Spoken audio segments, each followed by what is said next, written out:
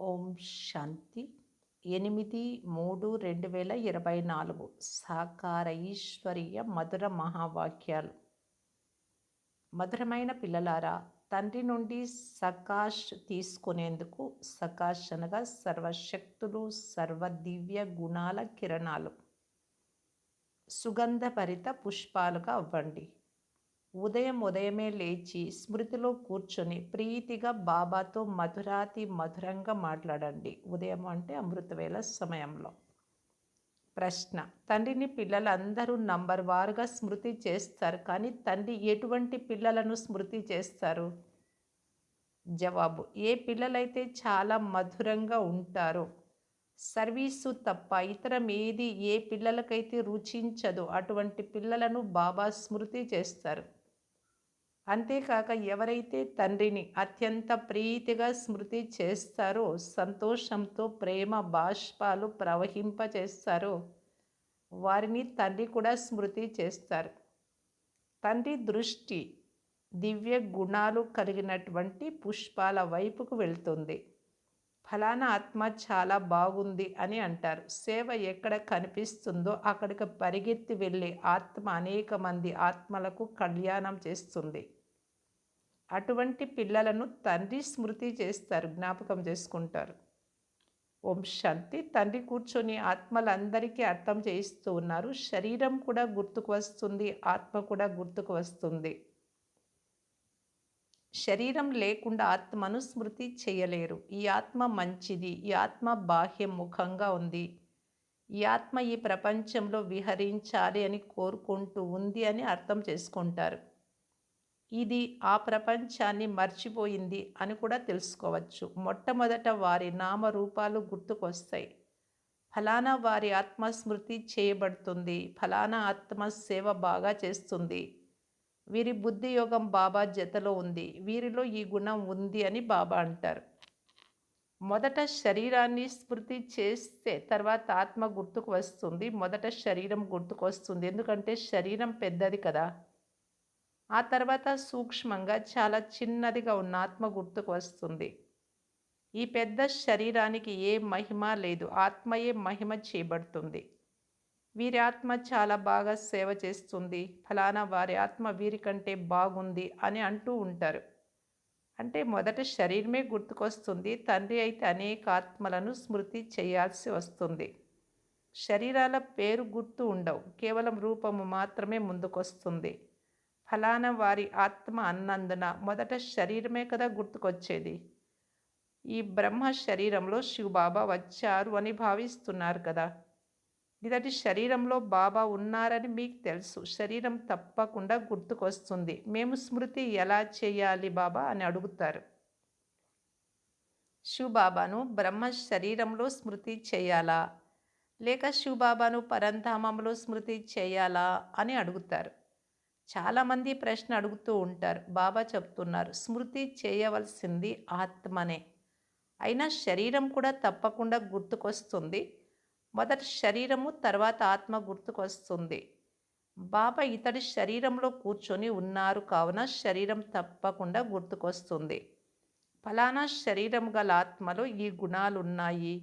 బాబా కూడా నన్ను ఎవరు స్మృతి చేస్తున్నారో, ఎవరిలో చాలా గుణాలున్నాయో, ఏ పుష్పాలలో సుగంధమనగా దివ్య గుణాలు ఉన్నాయో గమనిస్తూ ఉంటారు. పుష్పాలు అంటే అందరికీ ఇష్టమే. పుష్పగుచ్చాలను తయారు చేస్తారు. అందులో రాజా, రాణి, ప్రజలు, భిన్న భిన్న పుష్పాలు, ఆకులు మొదలైనవన్నీ ఉంటాయి. తండ్రి దృష్టి పుష్పాల వైపుకు వెళ్తుంది. ఫలానా వారి ఆత్మ చాలా బాగుంది, చాలా సేవ చేస్తుంది అని అంటారు. ఆత్మ అభిమానిగా ఉంటూ తండ్రిని స్మృతి చేస్తూ ఉంటారు. ఎక్కడ సేవ ఉంటుందో అక్కడికి పరిగెత్తి వెళ్తారు. అలా సేవ చేసినా, ఎంత సేవ చేసినా రోజంతా అమృత వేళ లేచి స్మృతిలో కూర్చుంటారు. ఎవరిని స్మృతి చేస్తూ ఉంటారు? శివబాబా పరంధామంలో గుర్తుకొస్తారా, లేక మధువనంలో గుర్తుకొస్తారా? తండ్రి గుర్తుకు వస్తూ ఉంటారు కదా. ఇతనిలో శివబాబా ఉన్నారు. ఎందుకంటే తండ్రి ఇప్పుడు క్రిందకు వచ్చేసారు. మురళి నడిపేందుకు క్రిందకు వచ్చారు. వీరికి తమ ఇంటిలో ఏ పని ఉండదు. అక్కడికి వెళ్ళి ఏం చేస్తారు? పరంధామంలో ఈ శరీరంలోనే ప్రవేశిస్తారు కావున మొదట తప్పకుండా శరీరాలే గుర్తుకొస్తాయి, తర్వాత ఆత్మలు గుర్తుకొస్తాయి. ఫలానా శరీరంలో ఏ ఆత్మ ఉందో అది అనన్యమైనది, చాలా మంచిది. ఈ ఆత్మకు సేవ లేకుంటే ఏమీ తోచదు, చాలా మధురమైనది అని బాబాయ్ శరీరంలో కూర్చొని చూస్తారు అందరినీ. ఫలానా బిడ్డ చాలా మంచిది, చాలా స్మృతి చేస్తుంది.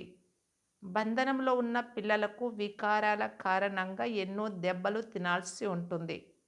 వారు ఎంతో ప్రేమగా స్మృతి చేస్తూ ఉంటారు.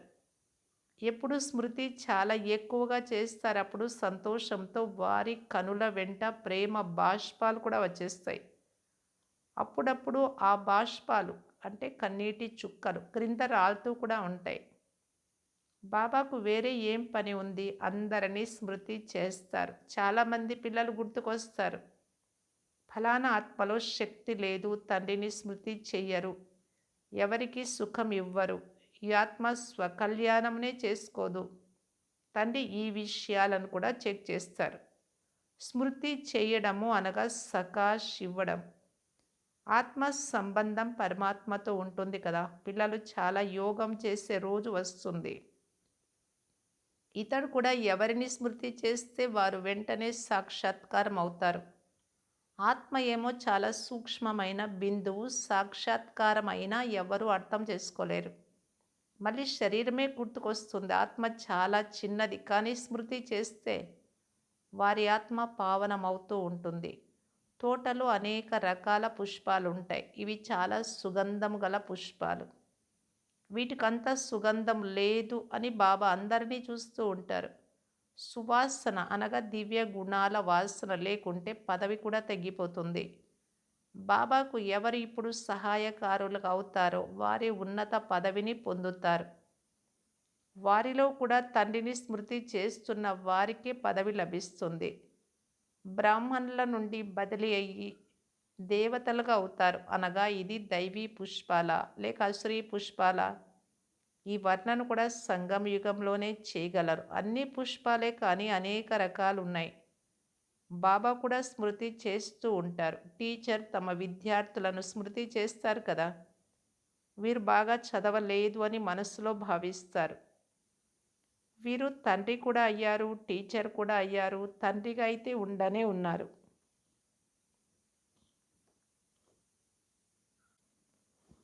టీచర్ కర్తవ్యం ఎక్కువగా ఉంటుంది. టీచర్ ప్రతిరోజు చదివించాలి. ఈ చదువు శక్తి ద్వారా పదవిని పొందుతారు. ఉదయమే సోదరులైన మీరందరూ తండ్రి స్మృతిలో కూర్చుంటారు. ఇది యోగ సబ్జెక్ట్. తర్వాత మురళి నడుస్తుంది. అది చదువు సబ్జెక్ట్. ముఖ్యమైనది యోగము, అమృతవేళ, తర్వాత ఉదయము చదువు. వాటిని జ్ఞానము, విజ్ఞానము అని కూడా అంటారు. ఇది తండ్రి వచ్చి నేర్పించి జ్ఞాన విజ్ఞాన భవనం.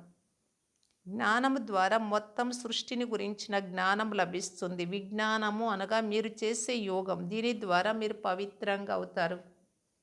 మీకు వీటి అర్థమంతా తెలుసు. తండ్రి పిల్లలను గమనిస్తూ ఉంటారు. దేహి అనగా ఆత్మ అభిమానిగా అయితేనే మీలోని భూతాలు తొలగిపోతాయి. అలాగని అందరి భూతాలు అంటే చెడు గుణాలు వెంటనే తొలగిపోతాయి అని కాదు. లెక్కాచారం సమాప్తమైనప్పుడు మీ నడవడికల అనుసారమే పదవిని పొందుతారు. తరగతి బదిలీ అవుతారు. ఈ ప్రపంచంలోని వారు బదిలీ చెంది క్రిందకు వెళ్తూ ఉంటారు. కానీ మీరు పరివర్తన చెంది ఉన్నతమవుతూ ఉన్నారు. ఎంత తేడా ఉంది వారికి మీకు. వారు కలియుగంలోని మెట్లను క్రిందకు దిగుతూ ఉన్నారు. మీరు పురుషోత్తమ సంగమ యుగంలోని వారు. మీరు మెట్లు పైకి ఎక్కుతూ వెళ్తారు. ప్రపంచమేమో ఇదే ప్రపంచం. ఇదంతా కేవలం బుద్ధి చేసే పని. మేము సంగమ యుగానికి చెందిన వారము అని మీరంటారు. పురుషోత్తములుగా తయారు చేసేందుకు తండ్రి రావాల్సి వస్తుంది. ఇప్పుడు మీకు ఇది పురుషోత్తమ సంగమ యుగం. మిగిలిన వారందరూ గాఢాంధకారంలో ఉన్నారు. భక్తి చాలా బాగుంది అని వారు భావిస్తారు. ఎందుకంటే వారికి జ్ఞానం గురించి తెలియదు. మీకు ఇప్పుడు జ్ఞానం లభించింది. అందుకే జ్ఞానపు ఒక చిన్న వెలుగుతో అర్ధకల్పం మీరు ఉన్నతమవుతారు అని అర్థం చేసుకున్నారు. తర్వాత అక్కడ జ్ఞాన విషయాలే ఉండవు. ఈ విషయాలన్నీ మహారథి పిల్లలు మాత్రమే విని ధారణ చేసి ఇతరులకు వినిపిస్తూ ఉంటారు. మిగిలిన వారు ఇక్కడి నుండి బయటకు వెళ్తూనే జ్ఞానమంతా సమాప్తమవుతుంది. కర్మ, అకర్మ, వికర్మల రహస్యాన్ని కూడా భగవంతుడే అర్థం చేయిస్తారు. ఇది కల్పం యొక్క సంగమ యుగం. ఈ సమయంలో పాత ప్రపంచం సమాప్తమై నూతన ప్రపంచం స్థాపన జరుగుతుంది. వినాశనం మీ ముందే నిలబడి ఉంది. మీరు సంగమ యుగంలో ఉన్నారు, కానీ ఇతర మనుషులకు కలియుగం నడుస్తుంది. ఎంతో గాఢాంధకారంగా ఉంది. క్రిందకు దిగజారుతూనే ఉన్నారు. క్రింద పడవేసేందుకు ఎవరో ఒకరు నిమిత్తంగా కూడా ఉంటారు. అతడే రావణుడు, అంటే వికారాలు. వాస్తవానికి సభలో పతితులెవ్వరూ కూర్చోలేరు. బాబాకి ఎదురుగా మధుబన్లో పతితులు వాయుమండలాన్ని పాడు చేస్తారు. ఒకవేళ ఎవరైనా గుప్తంగా వచ్చి కూర్చుంటే వారికి దెబ్బ కూడా తగులుతుంది. ఒక్కసారిగా క్రింద పడిపోతారు. ఈశ్వరీయ సభలో ఎవరైనా రాక్షసులు వచ్చి కూర్చుంటే వెంటనే తెలిసిపోతుంది వారిది రాతి బుద్ధియే. మిగిలిన వారి కూడా రాతి బుద్ధి కలవారిగా మారిపోతారు. అంటే తీసుకొచ్చినటువంటి వారు కూడా, వారికి కూడా 100 రెట్లు శిక్ష పడుతుంది. స్వయానికి నష్టము కలగజేసుకుంటారు వచ్చినటువంటి వారు, తీసుకొచ్చిన వారు కూడా. వీరు కనుక్కోగలరా, చూస్తాము అని కూడా భావిస్తారు. అలాంటి వారు కూడా ఉంటారు. అయితే బాబా అంటారు, ఎవరు చేస్తారు వారు పొందుతారు. తెలుసుకోవాల్సిన అవసరం లేనే లేదు. తండ్రితో సదా సత్యంగా ఉండాలి. అంటే తెలుసుకోవాల్సిన అవసరం అంటే ఎవరికో తెలిసిపోతుంది అని కాదు. తెలుసుకోకపోయినా మీరేం చేస్తే అదే పొందుతారు అని బాబా అంటున్నారు. సత్యంగా ఉంటే నాట్యం చేస్తూ ఉంటారు అని అంటారు. సత్యంగా ఉంటే మీ రాజధానిలో కూడా నాట్యం చేస్తారంటే చాలా ఆనందంగా ఉంటాం. తండ్రియే సత్యం కావున పిల్లలు కూడా సత్యంగా తయారవ్వాలి. శివబాబా ఎక్కడున్నారు అని బాబా అడుగుతారు. బ్రహ్మలో ఉన్నారు అని అంటారు. పరంధామాన్ని వదిలి దూరదేశంలో ఉండేవారు పరాయి దేశంలోకి వచ్చారు. తండ్రి ఇప్పుడు చాలా సేవ చేయాల్సి వస్తుంది. తండ్రి అంటారు, నేను ఇక్కడ రాత్రింబవళ్ళు సేవ చేయాల్సి వస్తుంది. సందేశకులకు, భక్తులకు సాక్షాత్కారం చేయించాల్సి వస్తుంది.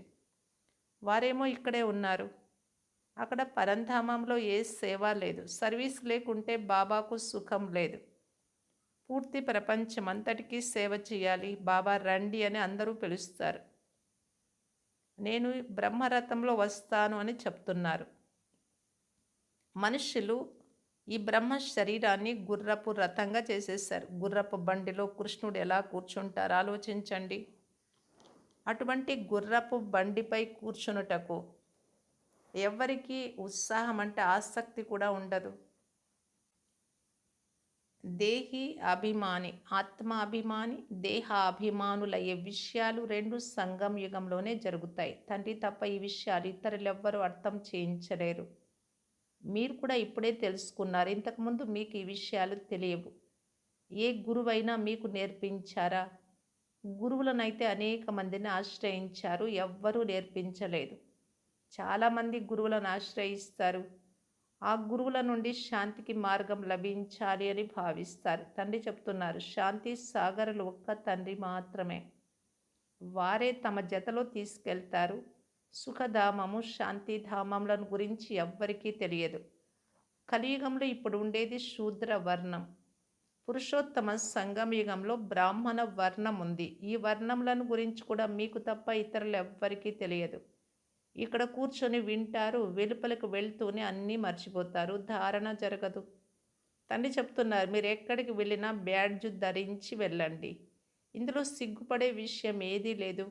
ఈ బ్యాడ్జ్ని బాబా చాలా కళ్యాణం కొరకు తయారు చేయించారు. దీని ద్వారా ఎవరికైనా తెలిపించండి. ఎవరైనా తెలివిగల వారైతే ఈ బ్యాడ్జి కొరకు మీరు ఖర్చు పెట్టి ఉంటారు అని అంటారు. ఖర్చు అయితే అవ్వనే అవుతుంది అని వారికి చెప్పండి. పేదవారికి ఉచితంగా లభిస్తుంది. వారు ధారణ చేసినట్లయితే ఉన్నత పదవిని పొందగలరు. కొంతమంది వద్ద ధనం ఉంటుంది, కానీ పిసినారులుగా ఉన్నారు. పేదల వద్ద ధనమే లేకుంటే వారేం చేస్తారు? కొంతమంది వద్ద ధనం ఉంటుంది, కానీ ఖర్చు పెట్టనందున పిసినారులుగా, తర్వాత దురదృష్టవంతులుగా అవుతారు.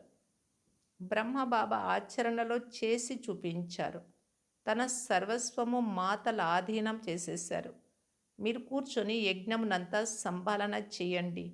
ఎందుకంటే ఇప్పుడు నాకు జ్ఞానం లభించింది. చివరిలో ఇవన్నీ ఏవి గుర్తు రాకూడదు అని బ్రహ్మ చెప్పారు. అంతిమ సమయంలో ఎవరైతే స్త్రీని స్మృతి చేస్తారో వారు వేశ్యలవుతారు.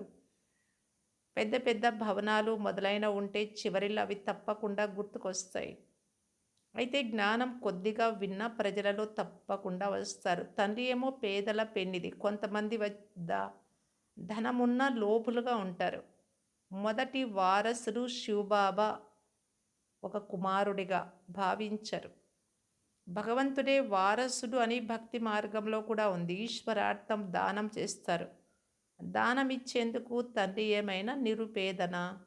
ఈశ్వరుడి పేరుపై పేదలకు దానం చేస్తే ఈశ్వరుడు దాని ఫలితం ఇస్తారు అని భక్తులు కూడా భావిస్తారు.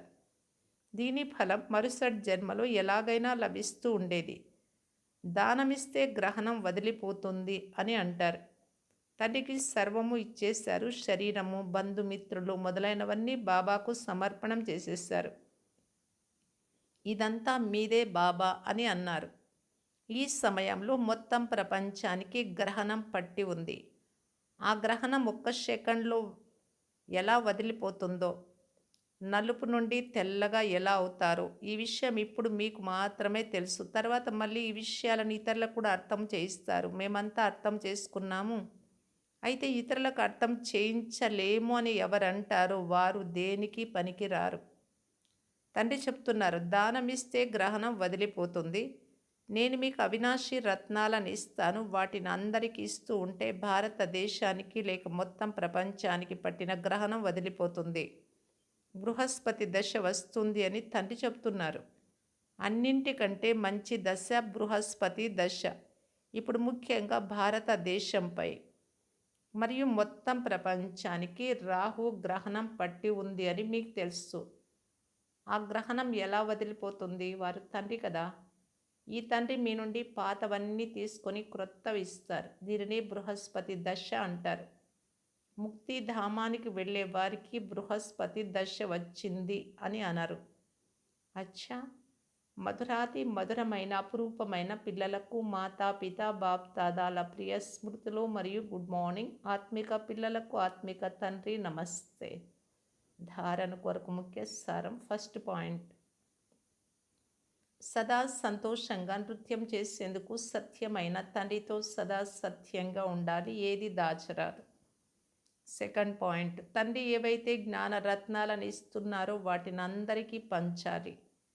జత జతలో శివబాబాను మీ వారసుడిగా, కుమారుడిగా చేసుకొని అంత సఫలమనగా సద్వినియోగం చేసుకోవాలి.